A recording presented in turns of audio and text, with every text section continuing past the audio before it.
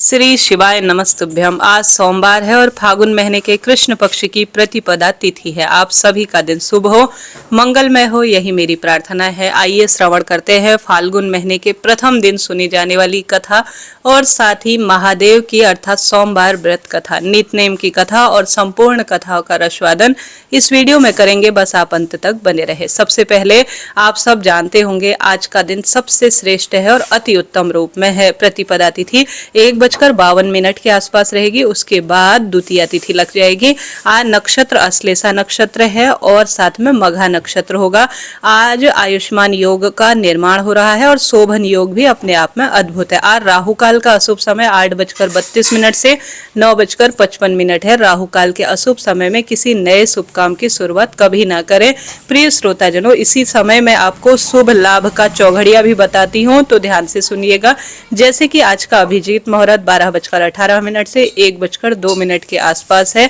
साथ के साथ आज का जो शुभ चौघड़िया रहने वाला है वह रहने वाला है सुबह 9:55 से 11:18 के आसपास। शुभ चौघड़िया में किया गया कोई भी काम हमेशा सफल होता है।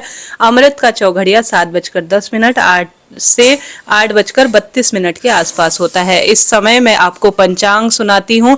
आप रोज अपने लिए शुभ और अशुभ समय जानना चाहते हैं तो चैनल को सब्सक्राइब कीजिएगा। आइए श्रवण करते हैं फागुन महीने के प्रथम दिन सुनी जाने वाली सभी कथाएं। फागुन मास जब शुरू होता है तो धीरे धीरे गर्मी थोड़ा बहुत शुरू होने लगती है और ठंड कम लगती है। फागुन महीने में शिवरात्रि और होली यह दो मुख्य त्योहार आते हैं जो कि बहुत धूमधाम से मनाए जाते हैं। हिंदू धर्म के अनुसार अनेक देवताओं में एक चंद्र देवता है। चंद्र देवता भगवान शिव के ही स्वरूप हैं और भगवान शिव चंद्रमा को अपने मस्तक पर धारण किए हुए हैं। अतः पुराणों की माने तो फागुन मास में चंद्र देवता और महादेव की पूजा और भक्ति और साथ साथ भगवान श्री कृष्ण की आराधना सबसे विशेष मानी जाती है। इस माह में विशेषकर भगवान कृष्ण और महादेव की पूजन करने से दुर्भाग्य दूर होता है और सौभाग्य में वृद्धि होती है।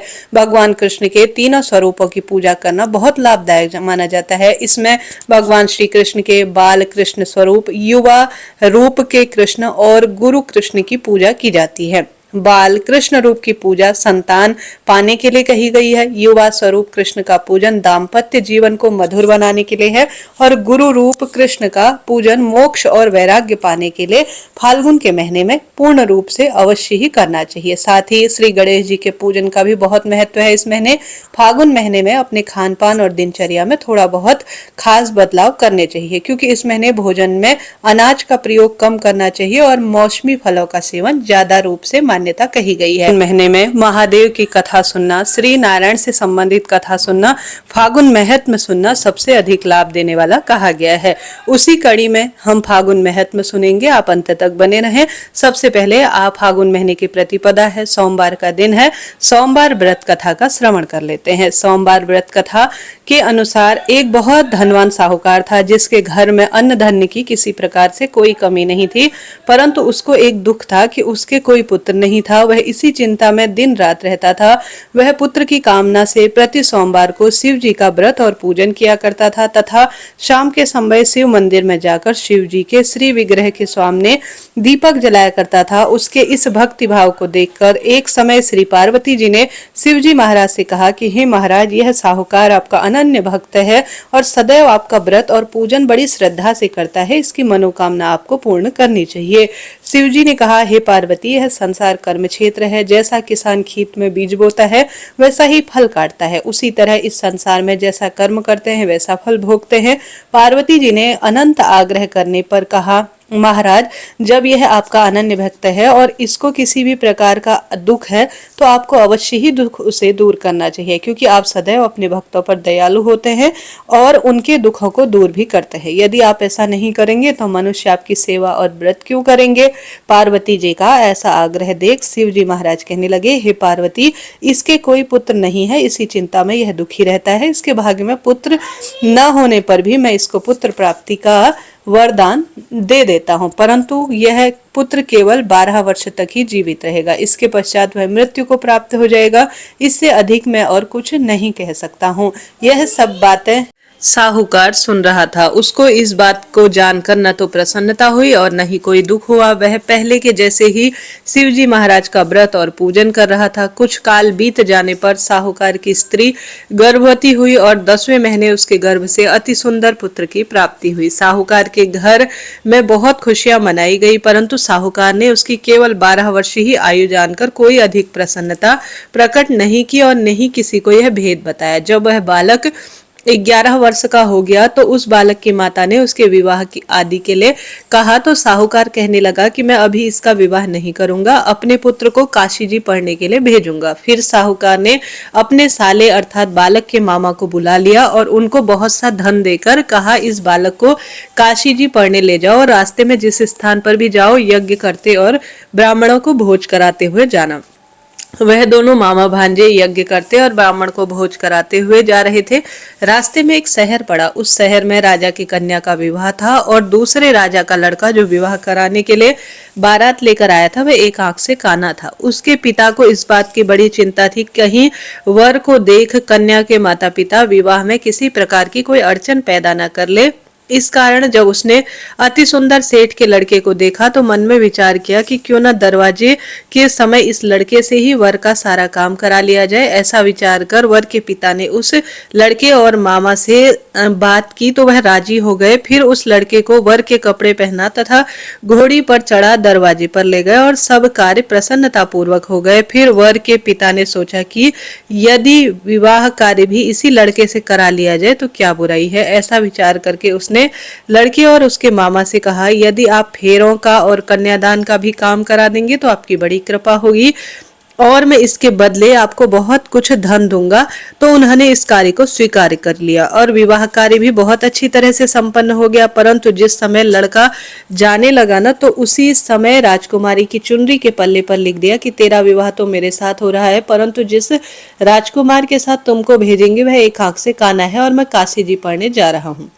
लड़के के जाने के पश्चात उस राजकुमारी ने जब अपनी चुंदड़ी पर ऐसा लिखा पाया तो उसने राजकुमार के साथ जाने से मना कर दिया और कहा कि यह मेरा पति नहीं है, मेरा विवाह जिसके साथ हुआ है वह तो काशी जी पढ़ने गया है। राजकुमारी की माता पिता ने अपनी कन्या को विदा नहीं किया और बारात वापस चली गई। उधर सेठ का लड़का और उसका मामा काशी जी पहुंच गए। वहां जाकर उन्होंने यज्ञ करना और लड़के ने पढ़ना शुरू किया। जब लड़के की आयु 12 वर्ष की हो गई उस दिन उन्होंने यज्ञ रचा रखा था और लड़के ने अपने मामा से कहा, मामा जी मेरी आज कुछ तबीयत ठीक नहीं है। मामा ने कहा, बेटा अंदर जाकर सो जाओ।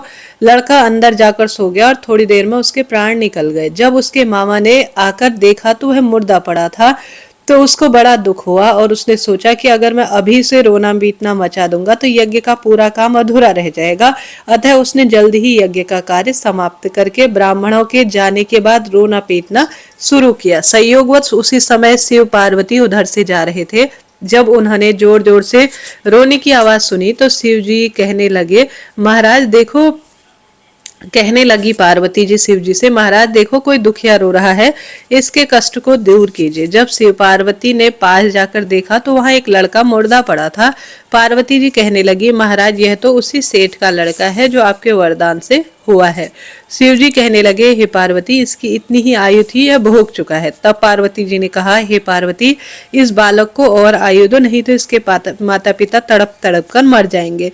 पार्वती जी के बार बार आग्रह करने पर शिव जी ने उसको जीवन वरदान दे दिया और शिवजी महाराज की कृपा से लड़का जीवित हो गया। शिव पार्वती कैलाश चले गए। तब वह लड़का और उसका मामा उसी प्रकार यज्ञ करते तथा ब्राह्मणों को भोजन कराते अपने घर की ओर चल पड़े।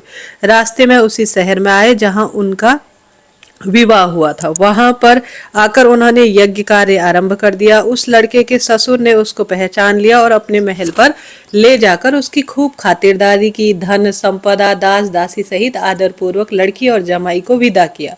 जब वह अपने शहर के निकट आए तो मामा ने कहा, तो पहले तुम्हारे घर जाकर खबर देकर आता हूँ। जब उस लड़के के मामा घर पहुंचे तो लड़के के माता पिता घर की छत पर बैठे थे और प्रण ले रखा था कि यदि हमारा पुत्र सकुशल लौट आया तो हम राजी खुशी नीचे आ जाएंगे, नहीं तो छत से गिरकर अपने प्राण खो देंगे। इतने में उस लड़के के मामा ने आकर शपथ पूर्वक समाचार दिया कि तुम्हारा पितृ अवश्य आ गया है, विश्वास करो मैं शपथ खाता हूँ। तब माता पिता ने यह बात मानी। उनका पुत्र अपनी स्त्री के साथ बहुत सारा धन लेकर आ गया है और खूब सुंदर बहू भी लाया है। ऐसा सुनकर सेठ और सेठानी का आनंद से खूब प्रसन्नता हुई और खूब उनका स्वागत किया। इसी प्रकार से जो भी सोमवार के व्रत को धारण करता है अथवा इस कथा को पढ़ता सुनता सुनाता है, उसकी सब मनोकामना भोले बाबा की कृपा से पूर्ण होती है और पुत्र पौत्र का वरदान मिलता है। आप सब जानते होंगे फागुन महीने का प्रथम दिन है। प्रथम अध्याय हम श्रवण करने जा रहे हैं। यह महीना भोले बाबा को, भगवान श्री कृष्ण को समर्पित है। भोले बाबा का जो शिवलिंग है वह इसी जो महीने है, जो शिवरात्रि का दिन जाना जाता है, उसी दिन उसका ब्रह्मांड में प्रादुर्भाव हुआ था। शिव पार्वती का इसी महीने मिलन हुआ था, उनका विवाह हुआ था। इस कारण से इस महीने भोले बाबा और भगवान श्री कृष्ण की कथाओं का बहुत महत्व है। उसी कथा की कड़ी में आज शिव महापुराण के प्रथम अध्याय का हम नियमित रूप से आज से शिव महापुराण की कथाएं श्रवण करेंगे और उसी में आज हम प्रथम दिन के महत्व और अध्याय का श्रवण करने जा रहे हैं। तो आप अंत तक बने रहिएगा। सबसे पहले हम भोले बाबा की स्तुति करते हैं और प्रार्थना करते हैं कि हे महादेव, कथा पढ़ने सुनने में कोई भूल चूक हो तो हम क्षमा प्रार्थी हैं। आपके भक्त आपके निमित्त यह सरल सी पूजा पठन पाठन का आरंभ आज से करने जा रहे हैं। इस महीने हमारी कामना सिद्ध करना और जो भी मन कर्म वाणी से भूल चूक हो हमें क्षमा प्रार्थी करना। आरंभ करते हैं। बोलिए हर हर महादेव। श्री सौनक जी ने पूछा, महाज्ञानी सूत जी, आप संपूर्ण सिद्धांतों के ज्ञाता है। प्रभु मुझसे पुराणों की कथाओं के सार तत्व का विशेष रूप से वर्णन कीजिए। ज्ञान और वैराग्य सहित भक्ति से प्राप्त होने वाले विवेक की बुद्धि कैसी होती है तथा साधु पुरुष किस प्रकार अपने काम क्रोध आदि मानसिक विकारों का निवारण कर सकते हैं। इस घोर कलिकाल में प्रायः जीव आसुर स्वभाव के हो गए हैं। उस जीव समुदाय को शुद्ध अर्थात दैवी संपत्ति से युक्त बनाने के लिए सर्वश्रेष्ठ उपाय क्या है? आप इस समय मुझे इस विचार से कोई शाश्वत साधन बताइए जो कल्याणकारी वस्तुओं में भी सबसे उत्कृष्ट और परम मंगलमय हो और पवित्र करने वाले उपायों में भी सर्वोत्तम पवित्र कारक उपाय हो। तात यह ऐसा साधन कौन सा है जिसे अनुष्ठान से शीघ्र ही अंतःकरण की विशेष शुद्धि हो जाए तथा उससे निर्मल चित्त वाले पुरुष को सदा के लिए शिव की प्राप्ति हो जाए। श्री सूत जी ने कहा, मुनि श्रेष्ठ सौनक, तुम धन्य हो क्योंकि तुम्हारे हृदय में पुराण कथा सुनने का विशेष प्रेम और लालसा है। इसलिए मैं शुद्ध बुद्धि से विचार कर तुम्हें परम तत्व शास्त्र की वर्णन और बात करता हूँ। वत्स, यह संपूर्ण शास्त्रों के सिद्धांत से संपन्न भक्ति आदि को बढ़ाने वाला तथा भगवान शिव को संतुष्ट करने वाला है। कानों के लिए रसायन अमृत स्वरूप तथा दिव्य है। तुम उसे श्रवण करो। मुनि, यह परम उत्तम शास्त्र है। शिव महापुराण जिसका पूर्व काल में भगवान शिव ने ही प्रवचन किया था, वह काल रूपी सर्प से प्राप्त होने वाले महान त्रास का विनाश करने वाला उत्तम साधन है। गुरुदेव व्यास ने सनत कुमार मुनि का उपदेश पाकर बड़े आदर से संक्षेप में ही इस पुराण का प्रतिपादन किया है। इस पुराण के प्रलयन काल का उद्देश्य है कलयुग में उत्पन्न होने वाले मनुष्यों के परम हित का यह साधन है। यह शिव महापुराण परम उत्तम शास्त्र है। इसे इस भूतल पर भगवान शिव का वामय स्वरूप कहा जाता है, समझना चाहिए और कहा जाता है, और सब प्रकार से प्रेम प्रकार के सेवन का यह मार्ग है। इसका पठन और श्रवण सर्व साधन रूप है। इससे शिव भक्ति पाकर श्रेष्ठतम स्थिति में पहुंचा हुआ मनुष्य शीघ्र ही शिव पद को प्राप्त कर लेता है। इसलिए संपूर्ण यत्न करके मनुष्य ने इस पुराण को पढ़ने की इच्छा की है अथवा इसके अध्ययन को अभिष्ट साधन माना है। इसी तरह इसका प्रेम पूर्वक श्रवण भी संपूर्ण मनवांछित फलों को देने वाला है। भगवान शिव के इस पुराण को सुनने से मनुष्य सब पापों से मुक्त हो जाता है तथा इस जीवन में बड़े बड़े उत्कृष्ट भोगों को उपयोग करके अंत में शिवलोक को प्राप्त कर लेता है। यह शिव महापुराण नामक ग्रंथ 24,000 श्लोकों से युक्त है। इसकी 7 संहिताएं हैं। मनुष्य को चाहिए कि वह भक्ति ज्ञान और वैराग्य से संपन्न होकर बड़े आदर से इसका श्रवण करे। 7 संहिताओं से युक्त यह दिव्य शिव पुराण पर ब्रह्मा परमात्मा के समान विराजमान है और सबसे उत्कृष्ट गति प्रदान करने वाला है। जो निरंतर अनुसंधान पूर्वक इस शिव महापुराण को बाजता है अथवा नित्य प्रेम पूर्वक इसका पाठ मात्र करता है वह पुण्य आत्मा है, इससे संशय नहीं है। जो उत्तम बुद्धि वाला पुरुष अंतः काल में भक्ति पूर्वक इस पुराण को सुनता है उस पर अत्यंत प्रसन्न हुए भगवान महेश्वर उसे अपना पद अर्थात धाम प्रदान करते हैं। जो प्रतिदिन आदर पूर्वक इस पुराण का पूजन करता है वह इस संसार में संपूर्ण भोगों को भोग कर अंत में भगवान शिव के पद को प्राप्त कर लेता है। जो प्रतिदिन आलस्य रहित हो रेशमी वस्त्र आदि के वेष्टन से इस शिव महापुराण का सत्कार करता है वह सदा सुखी होता है। यह शिव महापुराण निर्मल और भगवान शिव का सर्वस्व है। जो इहलोक तथा परलोक में भी सुख चाहता है उसे आदर के साथ यत्न पूर्वक इसका सेवन करना चाहिए। यह निर्मल और अति उत्तम शिव महापुराण धर्म अर्थ काम और मोक्ष रूप चारों पुरुषों को देने वाला है। अतः सदा प्रेम पूर्वक इसका श्रवण और विशेष पाठन करना चाहिए। प्रिय श्रोताजनों, आज की कथा और कहानी इतनी ही है। आप सभी के लिए यह रुचि कर रही हो तो चैनल को सब्सक्राइब करें। आज स्वास्थ्य में थोड़ा गिरावट है, मौसम बदल रहा है, आप भी अपना और अपने परिवार के सदस्यों का ध्यान रखिएगा। फागुन महीने में सुनी जाने वाली पंच कथा है। अगर समय रहा, स्वास्थ्य ने जो है साथ दिया तो आपको जरूर से सुनाऊंगी। मिलते हैं कल इसी समय इसी तरह की श्रेष्ठ जानकारी और शिव महापुराण और फागुन महत्म और नियमित रूप से कथा कहानी के साथ। अभी के लिए इतना ही। श्री